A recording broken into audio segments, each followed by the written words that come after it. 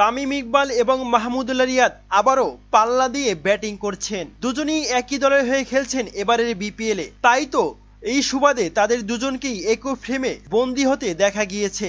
দুজনেই মারমুখী হয়ে ব্যাটিংয়ে কাঁপাচ্ছেন বাংলাদেশের মিরপুর মাঠ এবং শেরেবাংলা ক্রিকেট স্টেডিয়াম। কেননা সামনে বিপিএল, আর বিপিএল এর কারণেই দুজনে এক হয়ে মাঠে 22 গজে ব্যাটিং অনুশীলন করছেন। দুজনেই ছিলেন মারমুখী ভঙ্গিতে। তবে দুঃখজনকভাবে কবজিতে এবং আঙ্গুলে চোট পান আবারও তামিম ইকবাল।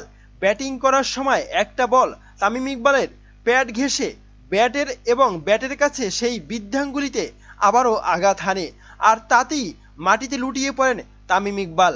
আর তখনই ফিজিও এসে তাকে সেবা শুশ্রূষা দেওয়ার চেষ্টা করে এবং মাঠ থেকে বাহিরে নিয়ে যায় এবং কিছুক্ষণ বিশ্রামের পর আবারও মাহমুদুল্লাহ রিয়াদের সাথে একাট্টা হয়ে আবারও তিনি 22 গজে ব্যাটিং করেন এবং ক্রিকেটে ব্যাটিং অনুশীলন করেন।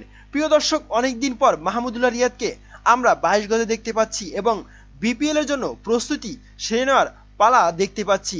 তবে কি এবার খান সাহেব বিশেষ একটা চমক দেখাবেন আমাদের বিপিএলে?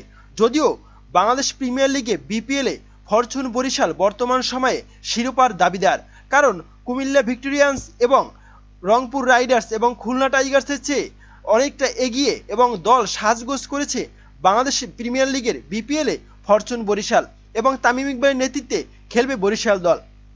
প্রিয় দর্শক, আপনার কি মনে হয় এবারের বিপিএলে তামিম ইকবাল শিরোপা জয়লাভ করতে পারবে নাকি পারবে না? এ বিষয়ে আপনার মতামত কি জানাতে পারেন কমেন্ট করে কমেন্ট বক্সে। ধন্যবাদ।